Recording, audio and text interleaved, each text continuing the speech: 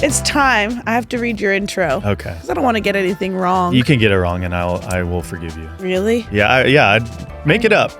All right. Okay. Our next guest is a 2-time award-winning champion of Miss USA America. He came in when I was changing. Sorry.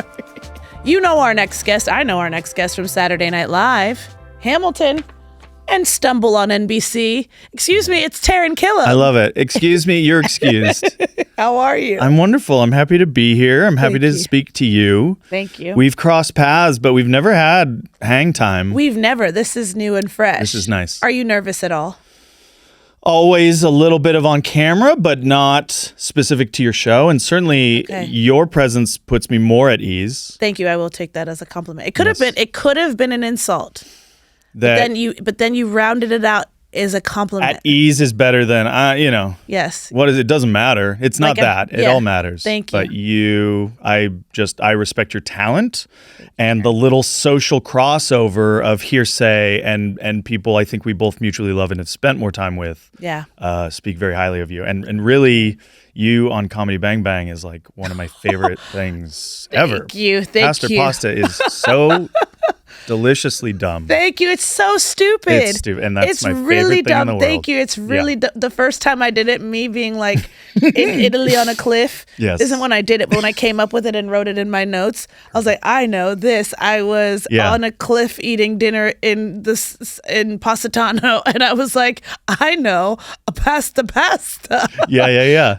Which is so nothing and dumb. But also when people say they've heard me on Comedy Bang Bang, I immediately clench a little bit intense, right? Let me tell you why. That is me being me, okay? Yeah. In a way that I don't think I'm me anywhere else.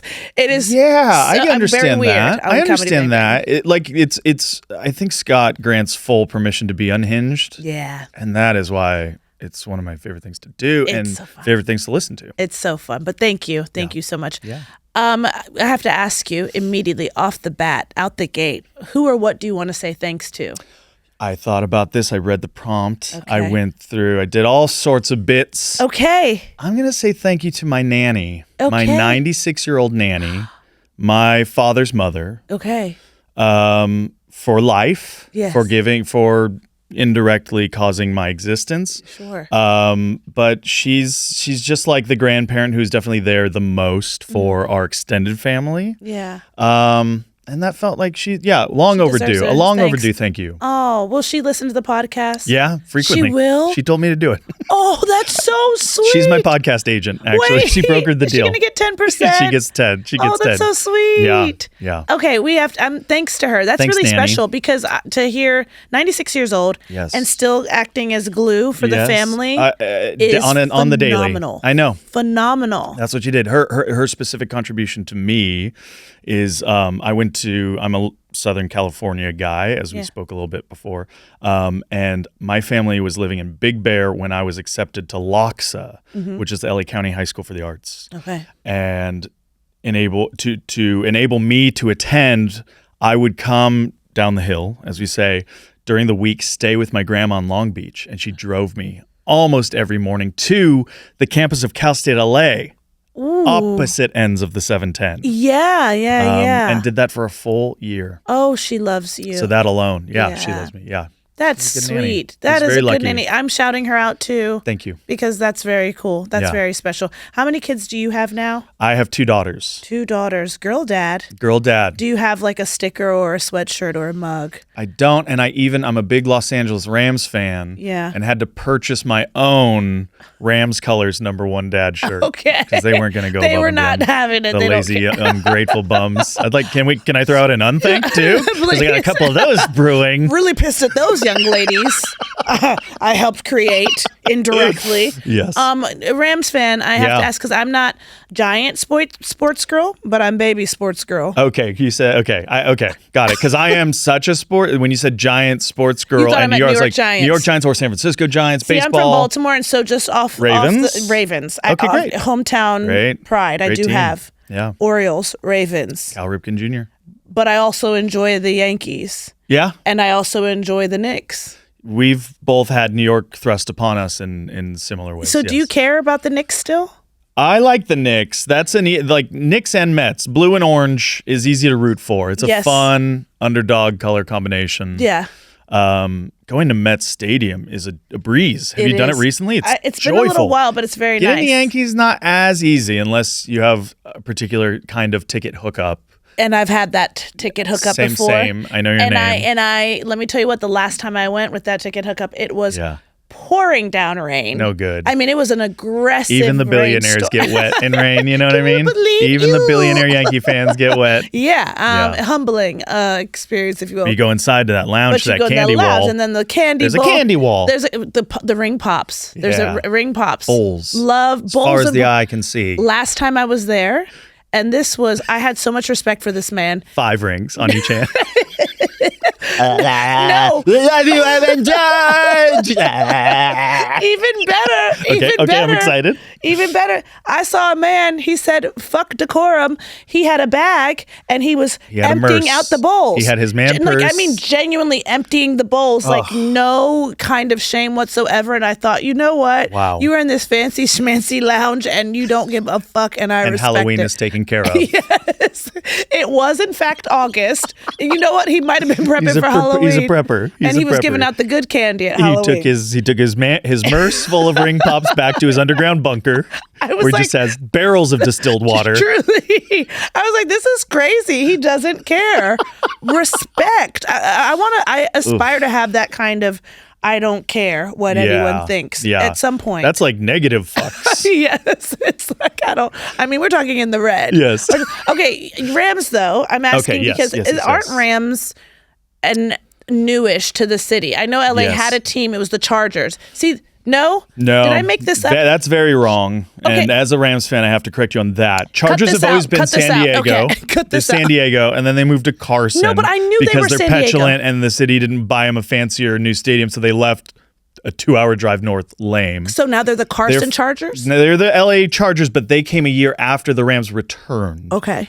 The Rams had played in LA for many years, then moved to Anaheim. And were still Southern California based. Then they moved to St. Louis. Okay. And they were the St. Louis Rams for almost 30 years. I think it was like 94 to 2015. Okay. Do you want me to verify this before we move on? No, because honestly... Okay, not a stickler for stats. I'm not a stickler for stats, but somebody listening is. Remember, baby sports. Baby sports. Little teeny junior sports. little baby. But here's the thing. I do want to say I wasn't totally off base to mention Chargers and LA in the same sentence. You're in the ballpark, pun intended. I wasn't wrong. You just have strong feelings about it as well. Chargers were not here before the Rams, though, was the real sticking point. I feel scared. It's just our owner, Stan Kroenke. He paid for SoFi Stadium, and they're our new roommates that are helping pay rent, but they're new. Okay. They're more new. Okay.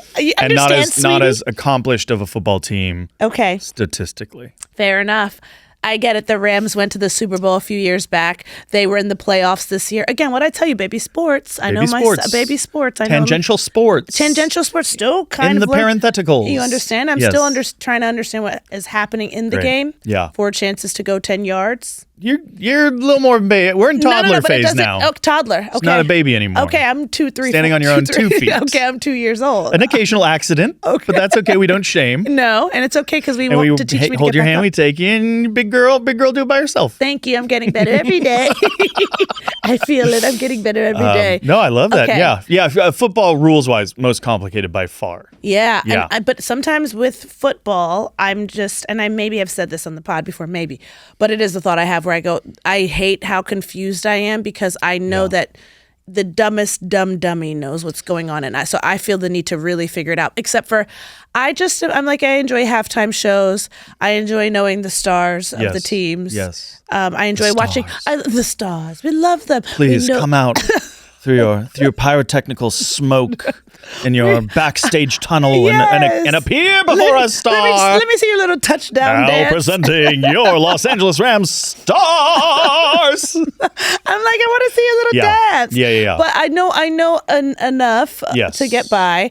But I don't know. The watch of it is like, what? Huh? Why did they blow the whistle again? We're stopping again? Why we got to stop again? Can't we just get to the end of the game? This is true. I agree and understand and support all of that. You've kind of touched upon what my favorite thing about football is and where my love comes from is the gather. It is the halftime. It is the snacks. It is people gather because there's so few games and because there's such a high rate of injury. Can't play more sport. Yeah. There's a preciousness to it. So people bring the snacks and you talk and Super Bowl commercials matter. And it's a cultural conversation. And that gather element is what initially hooked me. Okay. I do know the rules now. And once I learned the rules, what I appreciate about football more than almost any other sport is that it's that preciousness still. It's a different version of that preciousness. Each individual play has such tension, right? Basketball, soccer, the same thing until the very end, and then there's tension. But with football, every time they hike it, something phenomenal, something game-changing could happen, something life-changing, going back to injuries, could change. And that tension, I think, is what really holds me as a football fan. Okay, you have sold me on the art of football. The art. Cool. The sport as well, My work I suppose. Here is done. No, your work. Honestly, it's been awesome talking to you, Taran. Thank you so much. Thanks to your nanny. And are you making your daughters sports fans, football fans specifically? Yes. How are we against their will? Okay. But it's happened just through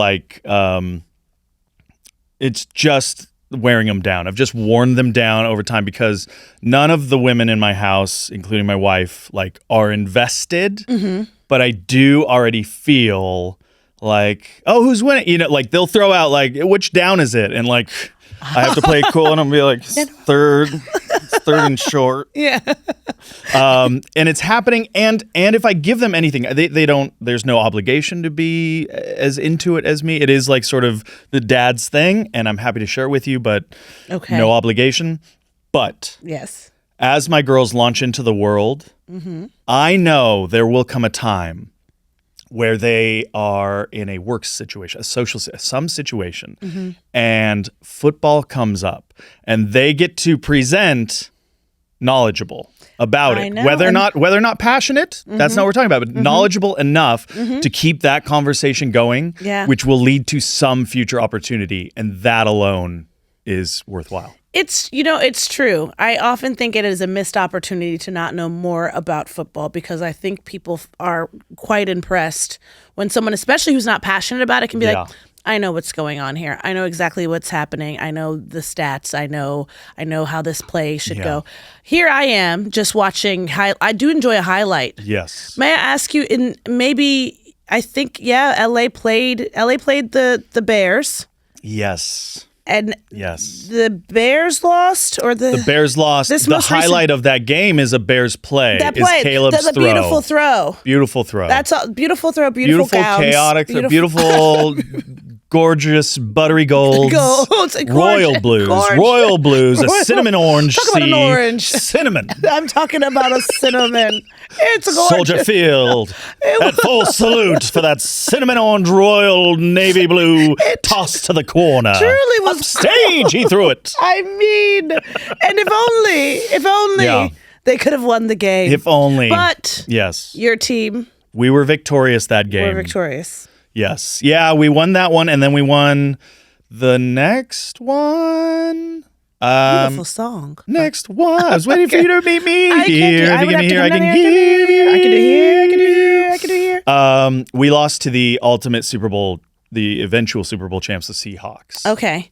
I'm happy with the Seahawks. Did you find the Super Bowl to be boring in terms of gameplay? I absolutely did. I didn't even know what was going on, and with all due respect, I was like, oh, this feels boring in a way that it usually isn't. So boring. The most impressive stat is that it was the most kicks, most field goals scored in a Super Bowl. Somebody said to me that when it's a defensive game it's boring. So I didn't know what it meant, but I've retained it now to be able to say in conversation to you. Yes, and the continuation of this conversation shall proceed because of your I said conversational knowledge of football. Because exactly, just enough to get by. And now you're trapped. And now I'm stuck, and I'm realizing, oh God, what have I done to my children? Yeah, you're gonna be this. Oh God, they're trapped in football conversations for the rest of their whole lives. No. Have either one of them expressed interest in being performers?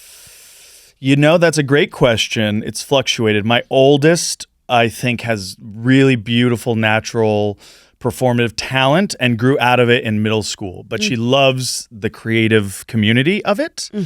Then she changed schools in high school per her choice, and it really was a beautiful thing because she kind of came alive academically. She went from a place that was very like social, emotional development, and like you don't get grades, you vibes, you get mastery, you get approaching technical mastery kind of thing. And she wanted to. She's like, "Where am I? What's my number? Give me a number." Yeah. That has changed her. She's a junior in high school right now, and she's, the college conversation's happening. And for the last year and change, it's been, I think I might end up being a business or marketing major. I know that's right. I'm glad you think so. And I understand it because she's like, I don't know what my passion is yet. I don't know what I want to do yet. But when the time comes, I want my education to be able to support it so that I can run it myself. I can launch it. I can set it up. It's all the right thing. That's very smart. Somebody's doing something. Thank you. I mean, shout out to you and your, shout out to her mom. Shout out to mom as well. Okay. Her mom's the best. Yeah. I'm all right too. It's some false humility, but a team effort. I'll say it for you. I don't say it. I'll say it so you don't have to. No. Shout out to her parents. I don't know if I'm a good dad. I'm here to build you up. Okay, that's what this podcast is. Thank you, Buttercup. No, well, I think that is really smart. That's a song lyric. Thank you, Listen, you saying thank you, Buttercup, to me, I simply take no issue whether it was demeaning or not. I heard it out loud. I know you probably my brain works in song lyrics frequently. Why do you build me up, Buttercup? And then us conversationally and still getting to know each other on camera under the Kino lights. Of course. I was like, no, didn't feel right. Here's what I want to say. Please don't. Okay. No, I was fine with it. I understand your instinct to apologize for other people, not for me. Okay, great. I'm going to also say this. My brain works in song. Yes. And I wonder if we have mental illness. I'm open to it. I'm willing to do the test study because do the test. It happens with frequency. Amazing, because we have someone here today who's going to test both of us. Dr. Lyrics. Dr. Lyrics. I'm Dr. Lyrics, and I'm here to hearix if you have the disease. That's good. Yeah, it was the start of a musical. Let's write a musical. I don't know if I'd be any good at it. Together? No. I could be the book. You write the book. Yes, that's what I'll do. I'll do that, and you do the lyrics, and then we're gonna do that. Look at my eyes. Hello? Your daughter, though, saying that I think is really remarkable in that she is 17-ish, 16. Yes.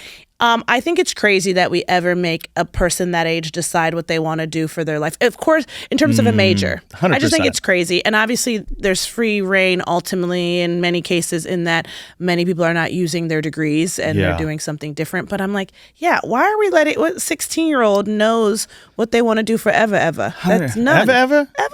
Forever never seems that long until you're grown. Grown? Miss Jackson? My intentions are good. I don't know. I could become a magician to abracadabra all this out of thoughts of me. We can't afford this. Okay.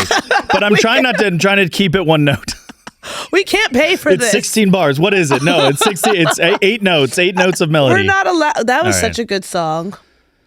That was freshman year of college for me, and Miss Jackson was freshman in high school. Yeah, it was. Okay, but wait, your daughter, smart. She's smart.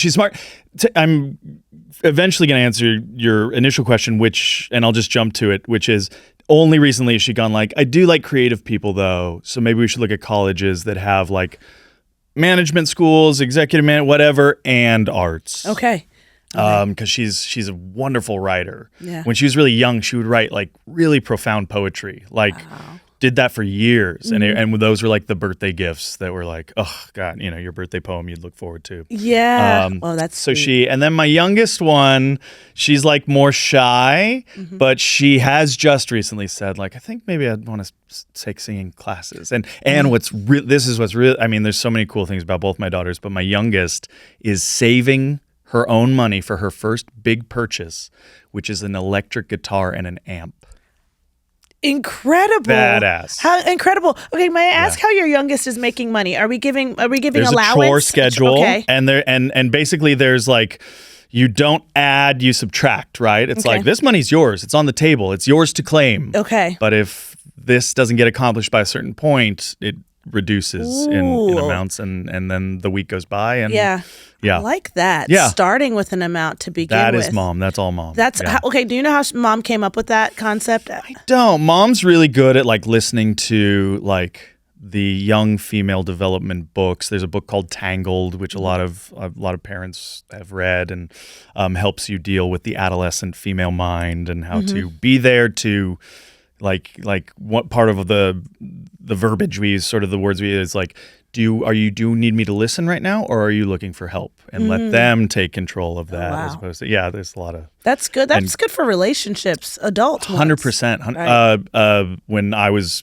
flying back and forth from LA to New York for work, Cobie and we went to our first couples counseling, and he gave us great language to help each other. Yeah. By the way, I had heard the lore of you flying back and forth, and I think you and I had a quick conversation in passing. Can't say where. Don't know if you remember where. Kansas City? It's yes. Kansas City. Kansas City. It must have been. Kansas City! I'm going to need you to do that 2 more times in this episode to find a place. Yes, ma'am. Okay, thank you. Just for me. Yeah. Tickled by it. Can do.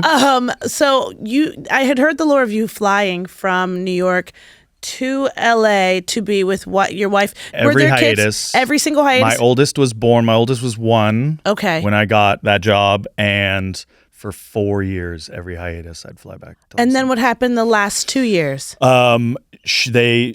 Cobie's job finished in LA, and we moved out there full time. Okay. Yeah. Oh my goodness. Every single hiatus. Did I hear that you also did on some Sundays just for a Sunday, Monday? Most. No, I don't think I ever swung that. That's too much. That's not useless. What you was would really not be fun a good vibe, was like there was one time where I went to like my local grocery store on a Sunday, and because what I would do is the after party, the after cab at 5 a.m. on a 6:30 a.m. flight. And like at 10 a.m. at the grocery store back in LA, like going like, last night was a new episode. Yeah. What are you doing here? Yeah. And that was really fun. That felt magical. I flew for a friend's wedding, my first season, I believe, second season. Where was the wedding? The wedding was here in LA. Not Kansas City! Oh, nice. You're going to really, okay, that's one. He loves a game. He loves playing games. He loves a task. I just feel like you're going to let me forget about it. I had already it's forgotten. Now the button. If I'm playing by the rules, it's now the button of the episode. I already Kansas But maybe. Or is that the third one? No, that's not the third one, because I don't do it as well as there's you. another one. Okay. Mine was non-committal, so as to leave room for you. I didn't want to steal your thunder. Okay, thank you. But it was LA, and I flew from New York to LA, and at the wedding, it was also my birthday. The wedding was on my birthday, which is not a flex. Thanks, friend. No, it's, what are you going to not have your wedding because it's my birthday? I guess it's crazy. Venue dependent. Thanks, venue. It's the venue's fault. But it was a Sunday wedding, and at the after party, because it was my birthday, people giving me drinks, buying me drinks, and my relationship with alcohol was such that I didn't understand it. I didn't understand how much. I didn't really drink in college. So I was like, yay, drinks, drinking everything like it's water. Yeah. That will catch up to you, Taran. And I'm telling you this. Don't eat the plain food. Never eat the plain food. Yeah. Right? No, so an emptier stomach. Yes, but I was unwell. Jet lagged. Yes, it was rough. Dehydrated. The elevation of the air dehydrates the body. Absolutely. Yeah. Absolutely. I had my eye makeup on from the show at the wedding. Yeah, amazing. I washed around my face. Great. And I was like, why waste I'm too tired. And guess what? I basically missed my friend walking down the aisle. But I made it. So what happened is my friends in New York were basically like, she's not going to make her flight. Oh my gosh. She drank too much, I think, and she's not going to make the flight. And I heard my friend calling another friend who was a flight attendant, not on my plane, but was very caring. It was like, I don't think she's going to be able to get on a flight. And I was like, yes, I am. Wow, I'm Frankenstein. I'm realizing I misheard the story. I thought the drinks were at the wedding, but the drinks are the after party for birthday. Of course. And then Danger. Taran. And I said to the flight attendant as I was boarding, the captain, as I sat on his lap, and he said, "Ma'am, please take your seat." I thought this was my seat, Daddy. So I said to the flight attendant boarding, I was like, so it's my birthday and I'm still a little drunk from the night before. Or did I say, I was like, I'm hungover. Okay. And then it was in the sky. I said, I think I'm drunk still. Okay. But anyway, it was like to be like, can I sit down immediately? I need to sit down, which is why I was telling her. Yes. But then I missed my friend walking down the aisle. But anyway, I get to the thing and they were like, you were on TV yesterday. That moment. Yeah, They're like, how magic. did you? And I'm like, the planes. The plane bus. The plane. But they also were like, do you want me to sing should we sing happy birthday to you? And I was like, at your wedding? Yes. Of course. I picture you showing up like Graduate style, like in the glass window, like, Yes, no. Kansas City. There it is. And maybe there's more. I don't know. But my work here is done. Okay, I'll just again, we could end the podcast here. There's so many natural stop points that we're approaching. But I was like, no, you're not going to sing happy birthday to me at your wedding. Sure. And then they're like, are you sure? And I was like, if you really want to, for you, but I don't need to be a part of the wedding in that fashion. I'm going to get many birthdays. In theory, you get one wedding. Right. I pray you get I one. had Lin-Manuel Miranda give me drinks last night. I don't need your birthday song. Fuck your birthday.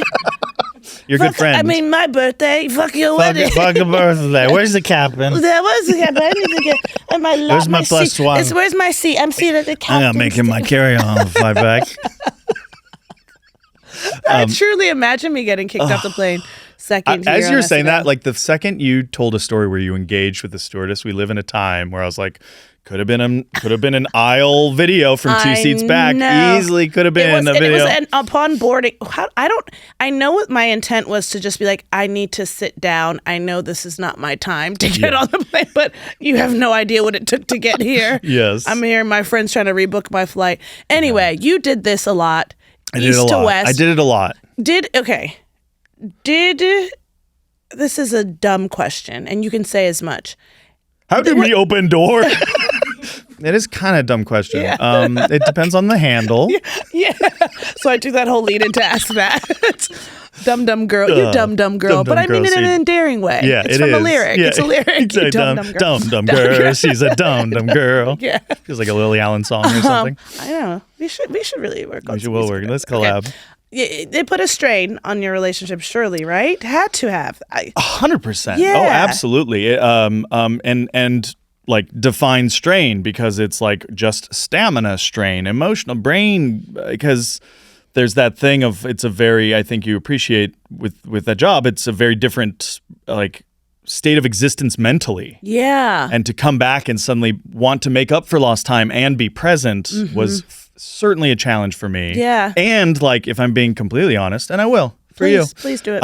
Wanting to be celebrated a little bit of like, I just accomplished a thing, and feeling like where people who were childless and single got to kind of at least celebrate themselves or go on vacation, or like it was like back to real world responsibilities. Yeah. So that was my side of it. Cobie's working full time here with a 1-year-old child, and we were, privileged enough to have help, and my family's all here and chipped in, which was a blessing. Yeah.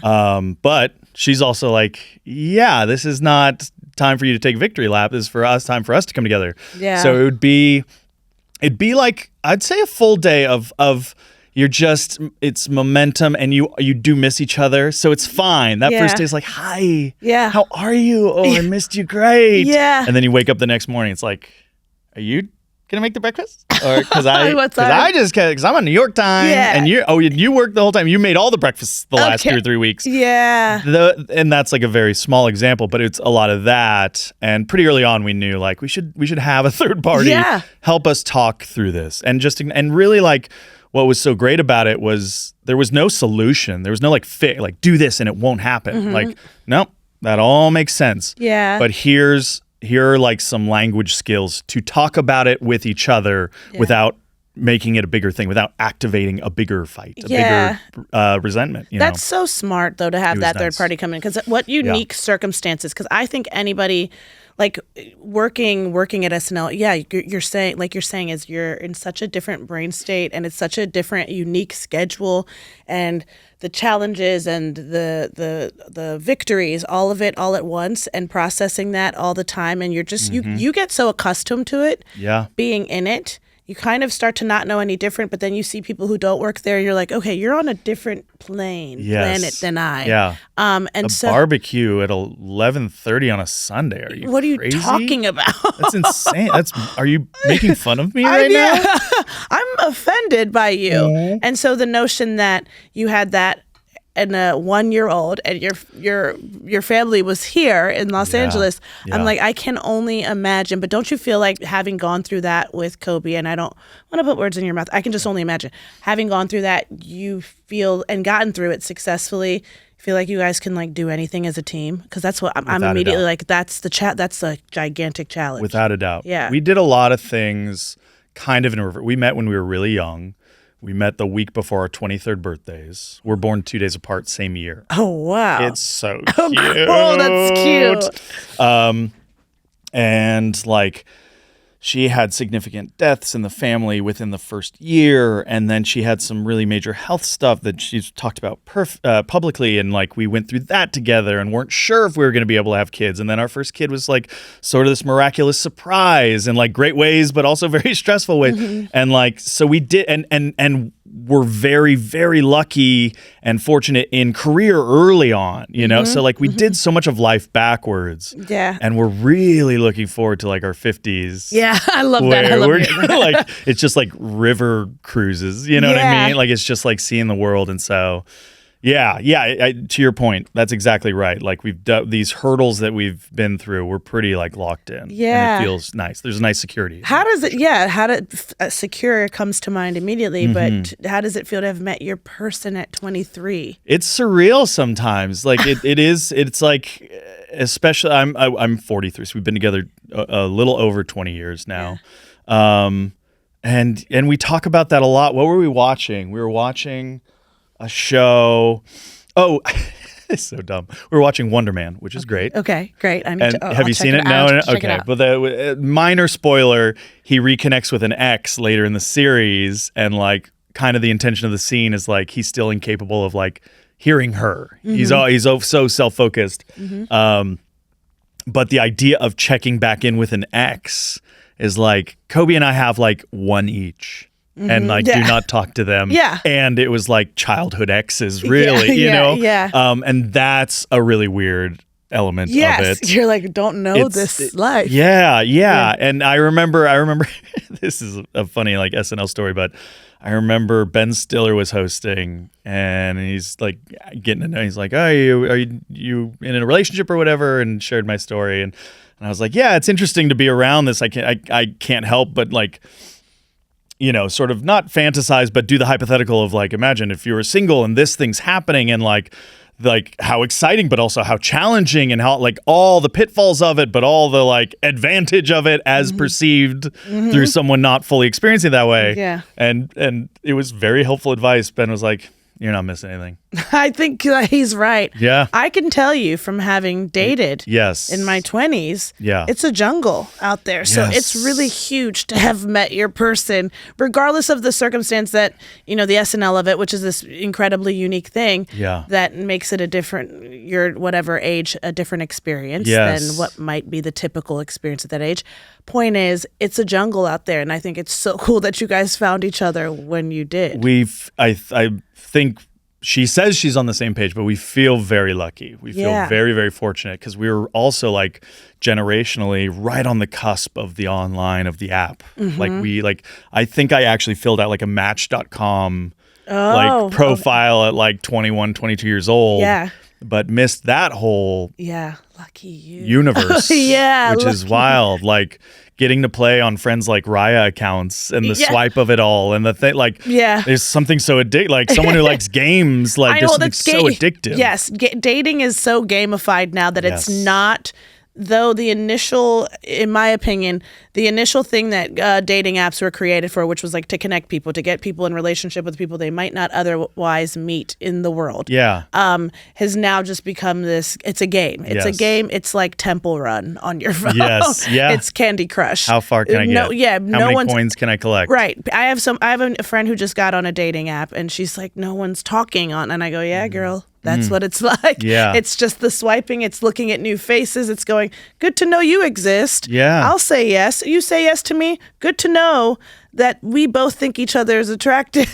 Yeah, it is a nice thing. And that's enough there. And I will not contact you. You will not contact me. Yes. And we're on to the next face. Are you still friends and family is the preference of meeting prospective partners? Yeah, well, I'm in a relationship. You are. Glory Okay. be. Glory be to God. God is good. God is good when? I came, I went. All the time. And God is good. All of the time. Yeah. I came, I went, I saw, I conquered, Yes. etc. And God is good. And so forth.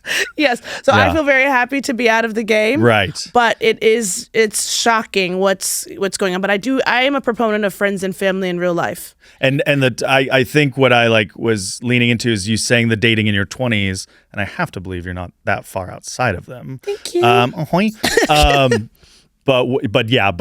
How successful was your app experience? Like, was there success? Was there personal, deep, real success for you through that, or was it always this is a fun side thing and I'll experience it because that's what's happening in the world, but the real hunt is friends, family, personal So I think there was recommendations. success in that it was I did meet people who were attractive. Yeah. I went on dates with people who were interesting, some of whom I liked. I know I have friends who are married to people they met on dating apps. Yeah. And they're wonderful, beautiful relationships.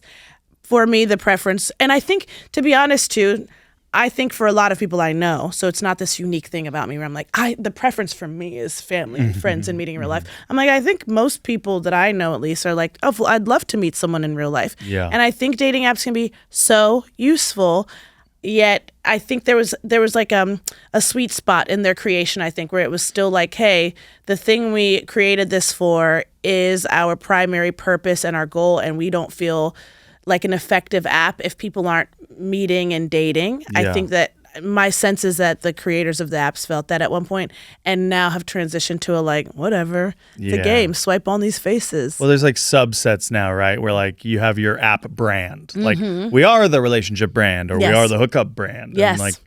And the optimist in me, again, romanticizes is maybe the right word. Oh, interesting to be able to skip ahead a few steps. Yeah. That is a very alluring element of app dating to me. Of I know they haha, you clowns. Yeah. That would be a detail Right. that I put in right now to Right. go okay, we're the right kind of person for each other. Right. That's nice. Yeah, I mean, I definitely see the value in that. There is it takes out some of the guessing that I feel people who don't want to get rejected. But the thing is, you can still get rejected on the app, which I feel could somehow feel worse, maybe. But I'm not. What were the steps for you and your wife though, getting to know each other? It was did you ask her out? Yeah, it was really sweet. It was really it was through a friend, and it was Showbiz Friends, where I'd shot a pilot with a Canadian actor who kind of didn't introduce us thinking we would be a thing. Yeah. And then we reconnected at a party a month later and really hit it off. And it was pretty fast. It was really fast. I got her number that night. I called the next morning at 11 a.m. No games. We love it. I had I just am never. I'm not cool. You're not a game. I'm not cool in that way. Okay. I'm just not. I don't have that kind of cool. Okay, I think that's good. It served you well. I have a too eager. My sort of fanboyness bleeds very directly into my relationship, which is I like you. Can I collect all of you? Yeah. Can I be in your skin? Yeah. And so I called. I had to leave a voicemail. Voicemails on answering machines were this thing where you had a separate device. Yeah. Do explain to some of the listeners. I did have an answering machine in my shared apartment with Mikey Day. Prince, who has done the podcast as well. Okay. Yes. Okay. Amazing. Yes. Great company. Yeah. Well, it's funny being here. Were you an iOS person? Did you ever perform? I was in UCB. I maybe had been to It iOS was- once. Yeah. Okay. Yeah. But iOS right down the block here. Yes. And Mikey wrote a comedy play called After School Special that we did once a week for 3 months at iOS right wow. here. So Wow. the parking on this street was very, nostalgia. very, very nostalgic. Yeah. But yeah, called her. She called me back. Of course, it was an hour later, and I missed it. Can I hear what do you remember the voicemail? I do, and it's Okay. important Please. Okay. because it was a dumb joke, and so that you beep, and then you'd hear the person's reaction to it before they left the message. Sure. And there's 2 other great significant ones, and I'll tell you what the message was first. It was, "Hi, you've reached Taran Killam. Average old Taran Killam." Beep. And the 2 messages, there's a really nice one when I got hired on SNL. Yeah. Bill Hader called and left, and he's like, "That's funny. Hey, Taran, actually, it could be a good sketch. It's Bill Hader, excited to work with you." And that meant the world. Yeah. The best one that I've kept the tape for a long time, but then I think just moving in time, I had booked a massage at Burke Williams Spa. Okay. And they called to confirm the appointment. Sure. And I checked my message to beep. Weirdo. Hi, this is Carol with Burke Williams Spa calling to confirm your massage for 2 p.m. tomorrow afternoon. Oh, weirdo. She was not wrong. Weirdo. Carol was not wrong. And Burke Williams is bougie. Oh my God. They were like, what the judgy. fuck? Yeah.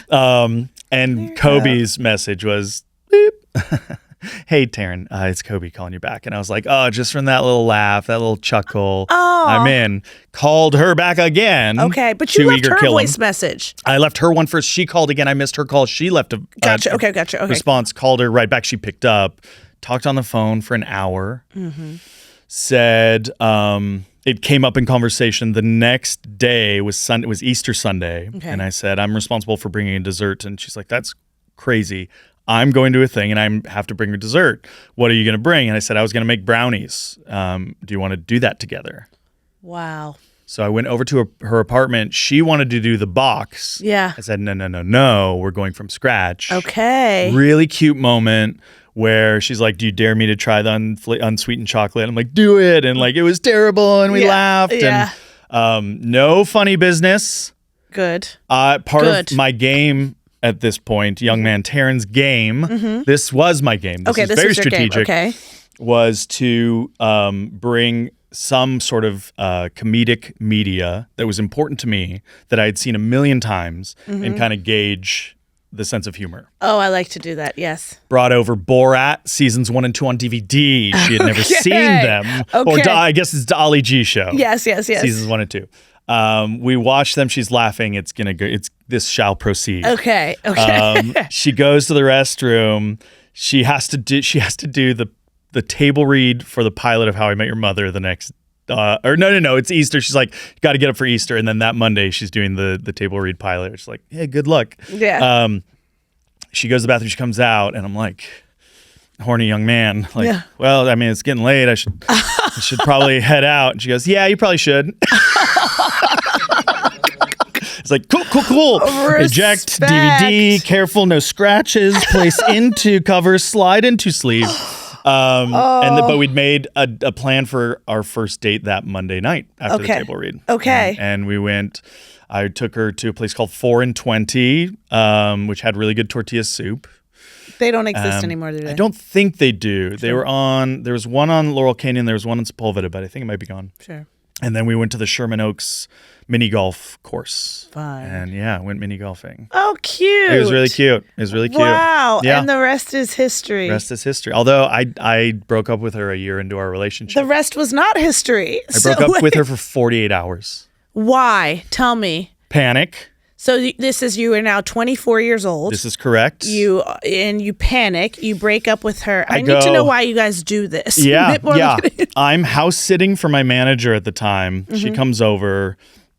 We get into like we're not big fighters. We're like frustrated arguers, but we're not. There's no blow-ups. But it was just another we weren't on the same page. And I said, you know what? And what's dwelling in the back of my mind is like, okay, this feels like it's going to be it. And 24 and this is going to be it. I'm not ready to be done. I should not be ready. Society tells me. Yes, society told you at 20. Oats to sow. Yes, surely, yes. And I say, I'm not happy. I don't think this is working. And I break her heart and she cries and I can still see her face and it makes I have chills. I hate this story. It makes me so sad to I can see her face. But I do it and I rip off the Band-Aid and I've got another, 36 hours house sitting in this house. It's not mine. I'm alone. My friend comes over. I see Annie Hall for the first time. Yeah. I'm sobbing at it. Yeah. I return to my crappy apartment. Cobie has removed every trace of her from my apartment and cleaned. Folded bed, scrubbed shower smells of bleach, and wrote me this email that was like, here's why I thought we worked. Here's where I thought we were. It makes me so sad to know that we weren't on the same page, and I need space from you because I don't think this is a thing where I can be friends. Cry. And I cry, I grab my keys, I drive over to her house. It was literally less than 48 hours. and I go in and I'm a wreck and I'm like, I'm so sorry. And I was like, I was as truthful as I could be at that time, because the real was like, I don't want to be done having sex with other people. I think was the base truth. Yeah. And I couldn't say that. It was just like, I'm scared because I thought that it feels like this could be it, and I don't know if I'm ready for it to be it. You know, not saying the thing. The thing. I have since, and like obviously I'm willing to on a very public podcast, but kind of the promise that I made to her, which has been the essence of our relationship since, is that what I do know is that as an immature man, I've been in this relationship trying to protect myself. How will it end? Who will break it? And how do I save myself from feeling hurt when it does? So that's part of this. And even in these 2 days of not being with you, the idea of not being with you makes me so much more unhappy than risk. than the fact that my worry is we might be happy the rest of our lives. Yeah. So if you can find it in your heart to forgive me, I will dedicate to you right now. I'll be in this relationship that it will work, and I will do everything in my power to make it work until should a time come that's out of our control where it doesn't feel right. But that's how I will engage in this relationship, and that helped. But it still took time. She still was like, we'll see. Yeah, because what a fucking blind side. It's so shitty. What a 24 panicky, immature, emotional, like erratic and irresponsible response to this person who's so wonderful. Yeah. Wow. If you get broken up with, you better clean the apartment. Clean the apartment. Yes. Or you should hit the road and head to Kansas City. Another time. Another time. No, honestly, I appreciate how evolved, though, even having done that and you being the perperpetrator of the crime. Oh, God. Full mess hearts. up. Yes. Full mess up. That full mess up. 48 hours later, though, you were like, wait, I know what's actually going on with me. Yeah. I'm gonna say the massage version of this. I'm gonna say the massage version of this to this person. Yes, I see what you're saying. Oh, you didn't say I want to have sex with other people. Yes. Which is good. I think that you did it, especially at that time. Correct.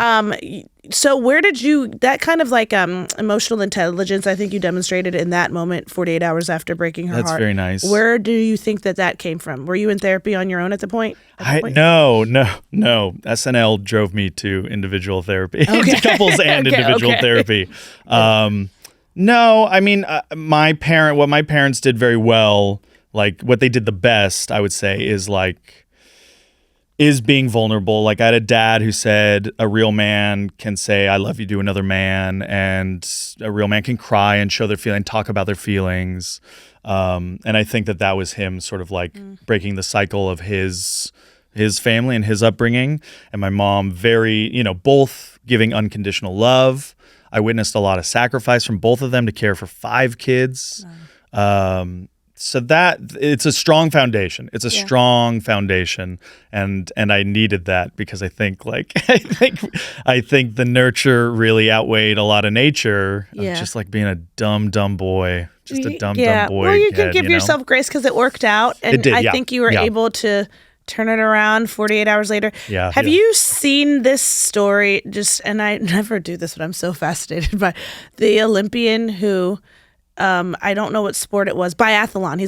He did the biathlon. He's a biathlete. Okay. In the current Winter Milan. Olympics. Okay. He won. I think he's representing Norway. And when they went to speak to him post game, he was like, "Yeah, this is a big moment, but honestly, 6 months ago I met the love of my life." But he's like the bigger moment is that 6 months ago I met the love of my life, and 3 months ago I decided to cheat on her. So if she can find it in her.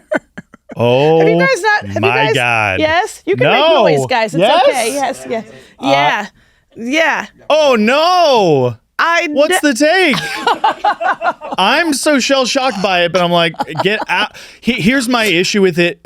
Just hearing it for the first time. Yeah. That's not a public issue. Right. That's a private issue, and man up privately and handle that. But by doing it publicly in this, you're trying to dilute the crime a bit. Something about it felt not quite right. And it feels, and even if it is sincere, it's like, this is not the choice I'm kind of like, no, don't do this. Don't do it this way. I think, who knows what people she told you cheated on her. And now she's been being humiliated again. And so then he's phrasing it in a way that he had come clean already. He was not breaking it to her post-game I don't interview. think so. I was just reading articles too, so I didn't hear him actually do it. But it was like, I don't think. But regardless, I'm like, private issue. Yeah. And it feels like putting her in a corner of like, the pressure's on. You got to take me back. The whole world world is hearing me. That's not okay. No. That's. It feels like a mild, even if on the surface, well-intentioned abuse of power. Yeah. Yes. I think that's a great way to put it. Even Yeah. if well-intentioned, an abuse of power. Because Yes. I'm like, she doesn't get to be on a mic at the Olympics. 100%. And say her now she's got to train for 3 years. Yeah. Now she got to work on her cardio. And who knows? She might be baby sports like me. She's like, well, curling, I guess, is sort of like easiest option for me. So I Time can to say start my scrubbing pee. ice. 2 years of scrubbing ice, so that maybe I can go back and say, so proud, and no. No, not taking you back, not happening. So listen, I think you're handling of it. I wasn't there, but you and Cobie are together. You have two beautiful girls. Yes. I think that's fantastic. Yeah, it's nice. Are you friends with your daughters, would you say? Yeah, I think so. I think the younger one would be more forthcoming with that. I think my older one would be like, yeah, and wouldn't necessarily. But she's 16 and a half, and this is not a time to hang. It's a very it's a trip to like have a child of an age where like I still have very clear memories of 16 and a half. Yeah, of, like days I can remember specific days, and like the idea of hanging with your folks is not something I would have sought out. Yeah. But I think they like being around us. I think like that's the healthy amount, right? Yeah. Like sometimes I will say like, God, I just want them to, when they go out in the world, love me and come back and be like, they're my best friend when they talk about, and Cobie wisely is like, that's not healthy. Like not to detract, and no judgment on people who do feel that relationship, like they're my best friend, but that's not the ultimate goal. The ultimate goal really, speaking to the responsibility of being a parent, is they're happy with themselves. They're fulfilled by themselves, and they're seeking out what brings them joy. Yeah. And it not having you as the best friend, as the number one friend, if they're healthy and well-rounded and fulfilled, and then you did your job, and you gotta. I think that's good. I think that's fair. Did you know you always wanted to be a parent, or did you always know? Yeah. I was very romantic about it. Okay. And as I sort of hinted at earlier, our first was like kind of a bit of a surprise. And I was like, okay, here we go. Yes. And Cobie was very pragmatic about it. And obviously her body. And like, she's like, oh man, okay. And really stressed. And what is this going to mean? And what do we need to set up? How do we need to prepare? And I'm like, we'll have kids. And the second we found out the gender, it switched. Really? It switched, where there's something about it being female that Cobie like breathed a sigh of relief. And I suddenly was like, this is not how I envisioned things occurring. And this is different. I'm in a different reality now. And what does this mean? And what do I have to, how am I? Yeah. Why do you think you reacted that way? I think probably like ego, narcissism, an extension of me. Like me make son like Batman, like dad like Batman, and go to Rams game and hug and be like, you're my best friend, but I'm fulfilled away from you. And that how son be.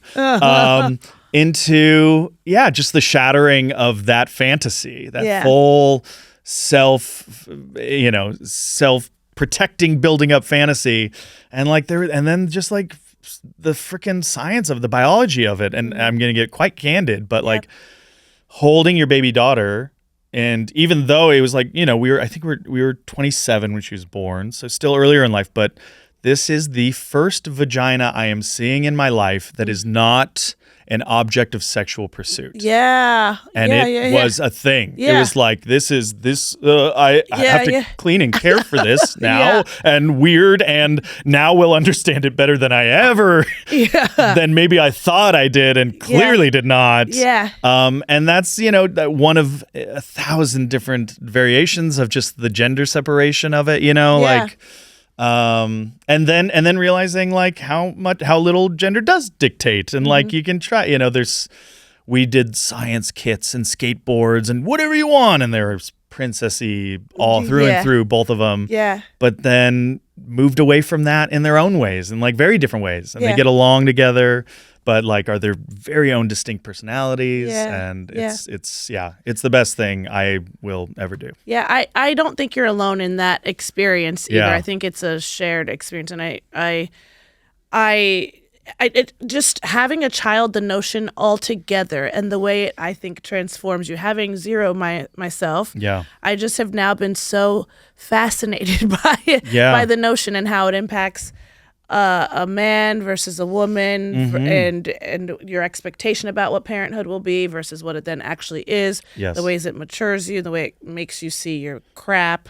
Fascinated by the whole endeavor. It is all of this. Yeah. It changed so much of my relationship to many things, to the idea of parenting, like always kind of being, Norman Rockwellian about like, yes, I shall, and we shall, and which was so impractical and just immature, really. I think in this sort of softest, most grace-filled version of it.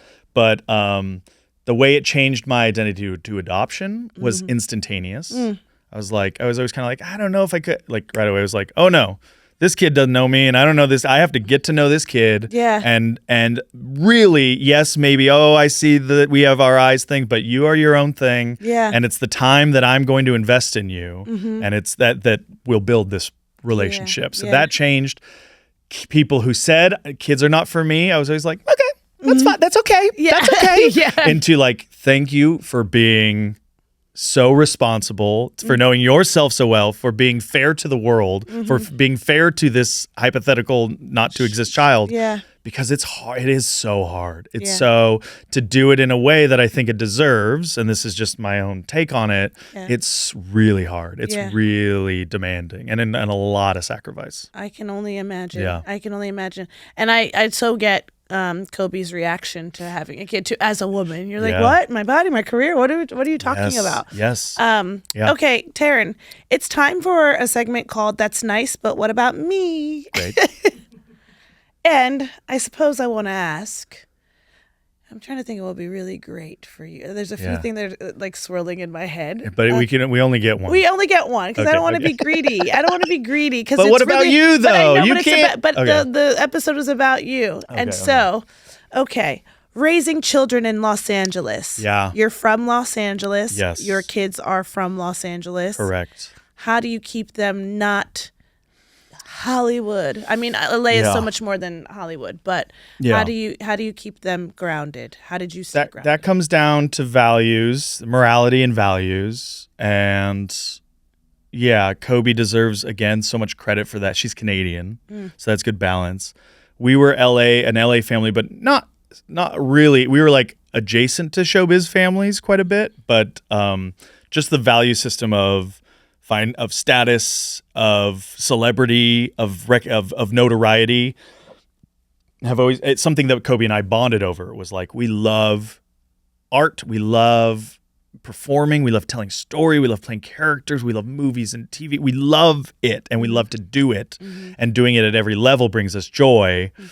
Doing it for recognition really is not of interest to us, and we do our best to be grateful for what success has come in professionally, and knowing that the notoriety, the fame of it does go hand in hand a bit, in that you don't want to be like, hey, I love your work. Leave me alone. You know, like that's unhealthy and self-defeating a little bit.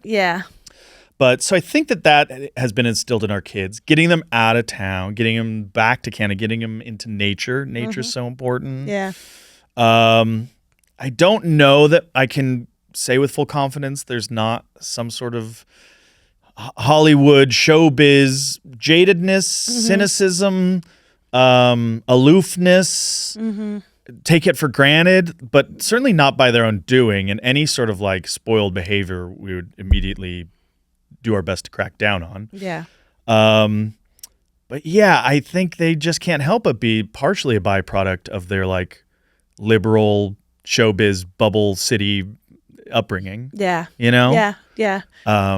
But they have to work for things. They have to earn earn the chore money. That's or real. Like keep the chore money that they could, So it's that, and I think that's my answer to that. But I'm gonna be honest. Like, your question has me going like, I need to really check in with them and see. Like, are these? Hey, what do you like? Keeping them off devices a lot is part of that.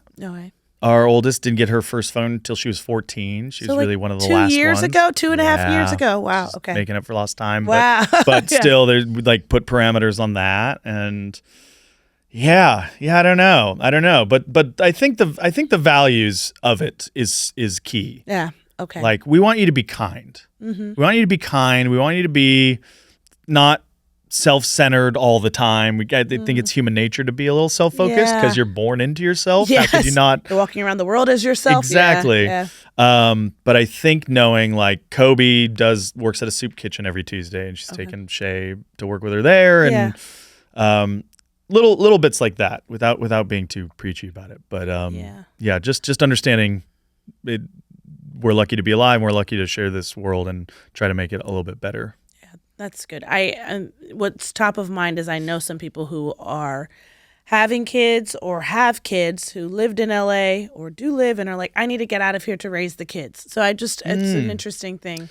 I understand it. I understand it. Again, like, Cobie and I have never prioritized our career over them.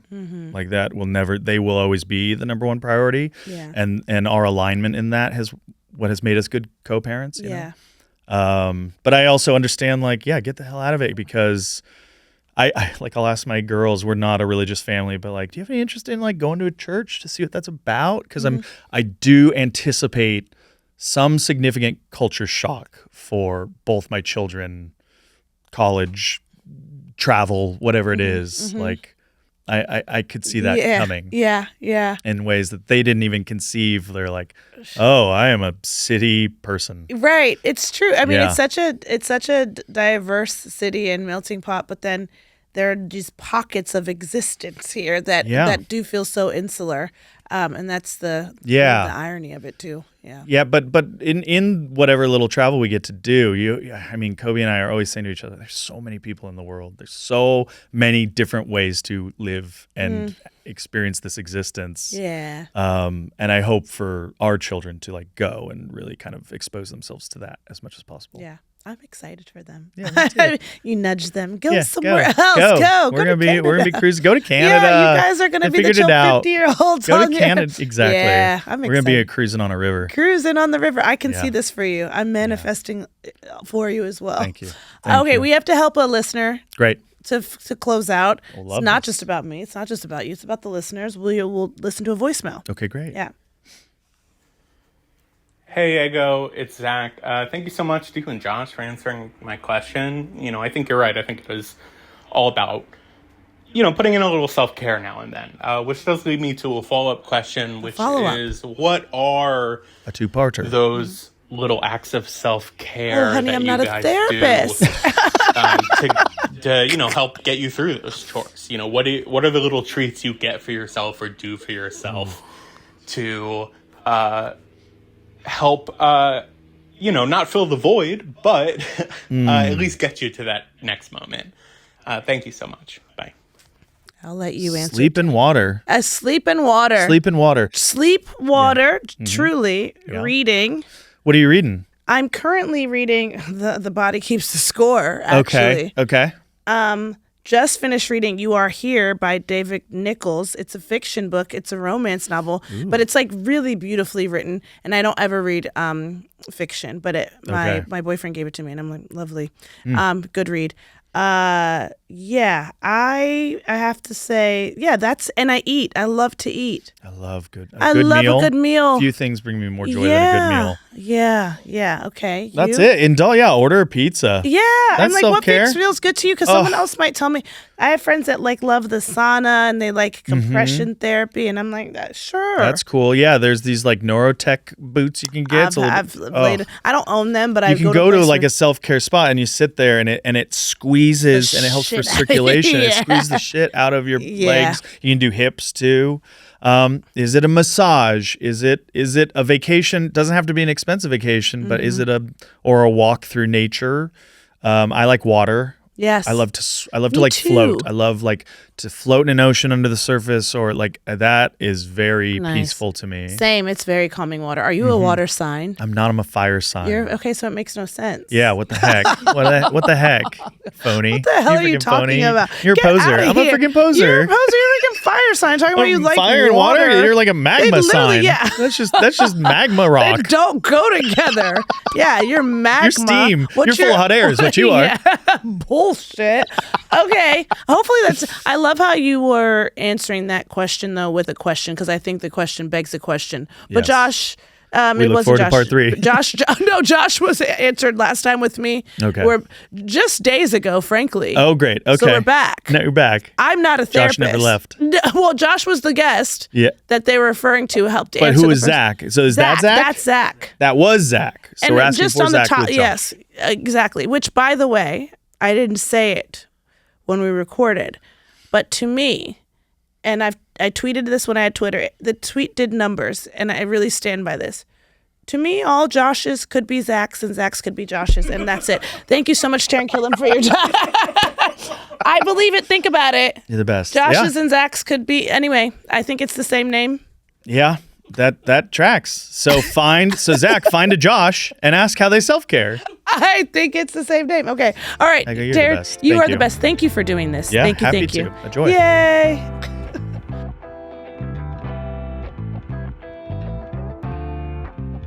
That was my conversation with the lovely Taran Killam. You know him, you love him, I love him, you know him, I know him, you love him, we all love him. It was fun. I'm so glad. If you want advice from me and my next guest, you simply have to call us. The number is 502-849-3237, 502-849-3237, 502. Thanks, THX, dads. Call us. We will do our best to help you. We are not licensed professionals. We mostly don't know what we're talking about, but you can ask for advice. It'll be fun. There's a limit to the advice we can give. At some point, you have to take the reins on your own life. And I believe in you. I love you. I'll see you in the next one. Bye. Thanks, Dad is a production of Will Ferrell's Big Money Players and iHeart podcast. I'm your host, Nwodim. Our producer is Kevin Bartelt, and our executive producer is Matt Apodaca.